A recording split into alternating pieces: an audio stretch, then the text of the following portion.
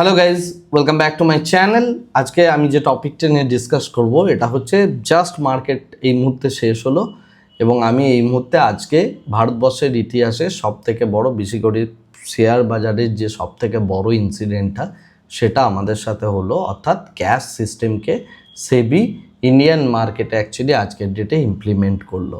তো ক্যাশ সিস্টেমটা নিয়ে এর আগের ভিডিওতে আমি বলেছিলাম যেটা 3:15-র মধ্যে ফিউচার অ্যান্ড অপশনের মধ্যে ইনিশিয়াল স্টেজে করা হয়েছে, পরবর্তীকালে বাকি সমস্ত স্টকগুলোর মধ্যে করা হবে। এখন যে জিনিসটা আমরা দেখলাম, এই সিস্টেমটা ইমপ্লিমেন্ট করা হলেও এর আজকে ডেটে প্রথম যেহেতু দিন ছিল সেহেতু একটা ছোট্ট টেকনিক্যাল গ্লিচ আমাদের সামনে এসে উপস্থিত হলো এবং সেখানে যেটা আমরা দেখতে পেলাম যে অ্যাকচুয়ালি 3:15-তে গিয়ে সিস্টেমটা সমস্ত এফএনও স্টকের মধ্যে ট্রেড করাটাকে সম্পূর্ণভাবে ব্লক করে দিচ্ছে, কিন্তু ফিউচারের যে সমস্ত কন্ট্রাক্ট সেই কন্ট্রাক্টগুলো চলছে এবং তার সাথে আমরা যেটা দেখতে পাচ্ছি আপনি অর্ডার পাঞ্চ করলেও সেই অর্ডার অ্যাকচুয়ালি রিজেক্ট হয়ে যাচ্ছে, রাইট? তো এই বিষয়টা স্পট মার্কেটে হচ্ছে, কিন্তু ফিউচার কন্ট্রাক্ট সেটা 3:40 অবধি প্রায়শই চলবে এবং লাস্ট অর্ডার 3:40 অবধি নিয়েছে। এ পর্যন্ত বিষয়টা পুরোপুরিভাবে ঠিক আছে এবং পুরো জিনিসটাই সেইভাবে কাজ করেছে, কিন্তু প্রবলেমটা হলো এই প্রাইস ডিসকভারি ফেজটা করতে গিয়ে নিফটির মধ্যে অর্থাৎ এনএসসির মধ্যে আমরা যেটা দেখলাম একটা বিশাল বড় রকমের ফ্ল্যাকচুয়েশনস দেখতে পেলাম এবং সেক্ষেত্রে আপনি যদি দেখেন আজকের দিনের ক্লোজিং সেটা আমরা এনএসসির ক্ষেত্রে দেখতে পাচ্ছি প্রায় 1.6%-এর কাছাকাছি, অর্থাৎ প্রত্যেকটা পার্টিসিপেন্টই তারা নিজেদের ইচ্ছে মতো একটা ব্লাইন্ড অর্ডার এক্সিকিউট করার চেষ্টা করছেন বা অনেকে স্টপ লস পড়ে থেকেছে। সেই সমস্ত কিছু এই ব্লাইন্ড সিস্টেমটা অর্থাৎ ক্যাশ সিস্টেমটা যখন ট্রিগার করেছে মার্কেটে, সেই জায়গাতে এই টাইপ অফ ইনসিডেন্ট আমরা দেখতে পেয়েছি, যে কারণে কেবলমাত্র নিফটি স্পটে যদি দেখেন এবং কিছু কিছু স্টকের ক্ষেত্রে সেই জায়গাতে এই টাইপের ফ্ল্যাকচুয়েশনসগুলো দেখা যাচ্ছে। কিন্তু আপনি যদি সেই জায়গা থেকে সেন্সেক্স বা কোনো ফিউচার কন্ট্রাক্ট দেখেন বা কোনো অপশন কন্ট্রাক্ট দেখেন, সেখানে কিন্তু এই টাইপের কোনো প্রাইস মুভমেন্ট নেই। তো আগামীকাল সকালে আবার যখন ডিসকভারি হবে তখন ঠিক এর রিভার্স গেমটা প্লে হবে। আগামী 2-3 দিন এই বিষয়টা নিয়ে মার্কেটের পার্টিসিপেন্টদের মধ্যেও যেমন ডাইলেমা আছে, যারা মার্কেটকে সাপোর্ট করছে অর্থাৎ এনএসসি, বিএসসি বা যত ব্রোকারেজ হাউসেস রয়েছে তাদের প্রত্যেকের মধ্যেও একটা সংশয় রয়েছে, তার সাথে যে সমস্ত টেকনিক্যাল সাপোর্ট পার্সনরা রয়েছে যারা অ্যাকচুয়ালি এনএসসিকে চালাতে হেল্প করে তাদের মধ্যেও একটা সংশয় রয়েছে এবং পুরো বিষয়টাকেই স্থির হতে মোটামুটি এখনও 2-3-4 দিন লাগবে। বিশেষ করে বিশেষত বলা যেতে পারে যে এই পুরো সপ্তাহটাই হয়তো লাগবে। তো সুতরাং যদি আপনার কোনো অ্যালগো চলে বা আপনি কোনো সিস্টেম চালান বা আপনি কোনো রকম ট্রেডিং অ্যাক্টিভিটি করেন, চেষ্টা করবেন সেটাকে এই উইকের জন্য 3:15-র মধ্যে ক্লোজ করে দেওয়ার, সিস্টেমটা মোটামুটি একটু স্টেবল হতে দিন। আদারওয়াইজ এই টাইপের যে ফ্ল্যাকচুয়েশন সেই ফ্ল্যাকচুয়েশনসগুলো কিন্তু আমরা রেগুলার বেসিস দেখতে পেতেও পারি, অ্যাটলিস্ট যতদিন না পুরো বিষয়টা সেটেল ডাউন হচ্ছে।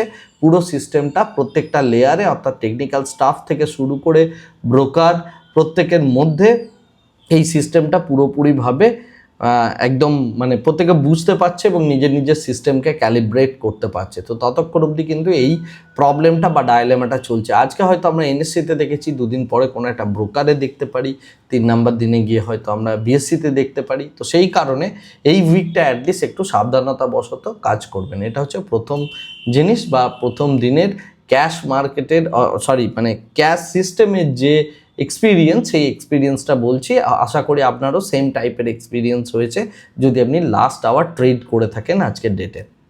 এরপরে আমি আসছি মার্কেটের কথায়। মার্কেটের ক্ষেত্রে যে ভিউটা আমাদের ছিল গতকাল, যে এই যে 24,600 কাছাকাছি যে জায়গাটা রয়েছে এই জায়গা অবধি মার্কেটে যাওয়ার একটা পসিবিলিটি, কারণ 24,200 থেকে 600 এটা একটা বড় রেঞ্জ ছিল। তো আমরা সেই জায়গায় দেখলাম 600-র কাছে সারাদিন মোটামুটিভাবে মার্কেটকে কনসলিডেট করতে, এবং তার সাথে মার্কেটের মধ্যে আমরা একটা বড় গ্যাপ আপ দেখলাম সকালবেলাতে। এই গ্যাপ আপের মেইন যেটা কারণ সেটা গতকালের ভিডিওতেই ডিসকাস করেছিলাম এবং একটা রিলসও আমি আপলোড করেছিলাম, সেখানেও এই ডিসকাশনটা ছিল যে আমাদের জিএসটি কালেকশন খুব ভালো হয়েছে, ইকোনমির মধ্যে একটা বুম আসার চান্সেস রয়েছে এবং তার সাথে সাথে আমরা যেটা দেখতে পেলাম সেটা হচ্ছে ইউএস ইরানের যে যুদ্ধের যে টেনশন, সেখান থেকে দুরকম কথাই দেখতে পেলাম। প্রথমে সন্ধ্যের দিকে বলা হলো যে না আমরা আক্রমণ করব না, পরে ডোনাল্ড ট্রাম্প বললেন আক্রমণ করব ইত্যাদি ইত্যাদি বিষয় যেটা চলছে সেটা তো চলছেই। কিন্তু আমি যে কথাটা বলেছিলাম যে সকালবেলায় উঠে প্রথমে অয়েল প্রাইস দেখবেন এবং এশিয়ান মার্কেট দেখবেন। তো আর্লি মর্নিংয়েই আমরা যেটা দেখতে পাই যে অয়েল প্রাইস মোটামুটিভাবে 5% ফল করে গিয়েছে এবং গিফট নিফটি সেটাও 1%-এর কাছাকাছি আপ। তো সেই অর্থে দেখতে গেলে মার্কেটের মধ্যে যে ভিউ বা যে বিষয়বস্তুটা আমরা রেখেছিলাম সেই অনুযায়ী, অর্থাৎ যে ভিউটা রেখেছিলাম সেই ভিউটা ওয়াইজ কিন্তু মার্কেটের আজকের আমরা রিয়াকশানটা দেখতে পেলাম। এবং সব থেকে ইম্পর্টেন্ট যে জায়গাটা সেটা হচ্ছে আমি শুক্রবার বা শনিবার দিনে একটা রিলস করেছিলাম, যে রিলসটার বক্তব্য ছিল যে জি লিমিটেডের মধ্যে একটা বেশ বড় রকমের ইস্যু তৈরি হয়েছে এবং সেই ইস্যুটা হচ্ছে কর্পোরেট গভর্নেন্স ইস্যু। এবং সেক্ষেত্রে প্রোমোটার যারা আছে তারা অ্যাকচুয়ালি জি লিমিটেডের যে সমস্ত প্রপার্টিগুলো আছে, বিশেষ করে ল্যান্ডের প্রপার্টি, সেগুলোকে বন্ধ রেখে নিজেরা, অর্থাৎ প্লেজ করে তারা নিজেরা কিছুটা পরিমাণ লোন নিয়েছে এবং কোম্পানি এটাতে হেল্প করেছে। তো এটা সম্পূর্ণভাবে একটা কর্পোরেট গভর্নেন্স ইস্যু এবং এটাকে মার্কেট পানিশ করবে, সেটা ভীষণ রকম স্বাভাবিক। যে কারণে আজকের ডেটে আপনি যদি দেখেন জি লিমিটেডের মধ্যে আমরা আজকে প্রায় 14-16%-এর কাছাকাছি একটা ড্রাস্টিক্যালি ফল দেখতে পেলাম। তো এই টাইপের মোমেন্টগুলো, এই টাইপের ট্রেডগুলো, যেগুলো আমি বারবার বিভিন্ন রকম অ্যানালিসিসের মাধ্যমে বলার চেষ্টা করি, এই বিষয়গুলো যদি আপনি জানেন তাহলে এইগুলো থেকে আপনি কিন্তু পয়সা বানাতে পারবেন। আজকের দিনের জন্য সব থেকে ভালো যদি আমরা শর্ট করার মতো কোনো স্টক থেকে থাকে সেটা অবশ্যই জি লিমিটেড। এবং এখানে 5-7% মোমেন্ট শর্ট সেলিংয়ে আরাম করে পাওয়া গিয়েছে। অর্থাৎ মার্কেট যখন ফল করছে বা কোনো একটা স্টক যখন ফল করছে তখন যদি আপনি করতে পারেন তাহলে এগুলো থেকে একদম পিসফুলি পয়সা বানানো যায়। তা আজকের দিনের একদম মাখন ট্রেড বলা যেতে পারে এই জি বিজনেসের ট্রেডটা। আপনি যদি করে থাকেন অবশ্যই কমেন্টে জানাবেন। তবে আমি খুব শিওর যে বেশিরভাগ মানুষ এই টাইপের ট্রেড করতে পারেন না, কারণ তাদের কাছে প্রপার নলেজ থাকে না, রাইট? আর নলেজের কথাই যখন উঠছে তখন একটা কথা বলে রাখা ভালো যে আমার মেন্টরশিপ প্রোগ্রামের অলরেডি ফর্ম ওপেন আছে। আমি এই ভিডিওর ফার্স্ট লিঙ্কের মধ্যে ফর্মটা দিচ্ছি। এই টাইপের কোরিলেশনগুলো বুঝে একদম মার্কেটের যে সমস্ত মাখন ট্রেডগুলো হয়, যেগুলো রিস্ক ফ্রি ট্রেড বলা যেতে পারে, সেইগুলোর অ্যানালিসিস, যেগুলো ক্যান্ডেলস্টিকে থাকে না কখনোই এবং যেগুলো সম্পূর্ণ কোরিলেশন ড্রিভেন মানে স্ট্র্যাটেজি হয়, সেই সমস্ত জিনিসগুলো শেখার জন্য এবং অ্যাডভান্স জিনিসপত্র যদি আপনি শিখতে চান, যেখানে আপনি হয়তো ক্যান্ডেলে ট্রেড করে লস করছেন বারে বারে, বা আপনি ওই 3-4টে মানে ইন্ডিকেটার বেস ট্রেডিং করছেন, সেই সমস্ত জায়গা থেকে সরে এসে যদি রাইট মেথডোলজি শিখতে চান এবং অ্যাডভান্স ট্রেডিং যদি শিখতে চান তাহলে অবশ্যই মেন্টরশিপ প্রোগ্রামটার ফর্মটা আপনি চেক আউট করতে পারেন। এবং তার সাথে এর একটা ভিডিওও আছে যেটা আপনি এই ভিডিও শেষেও পেয়ে যাবেন, সেই ভিডিওটাও আপনি চেক আউট করতে পারেন।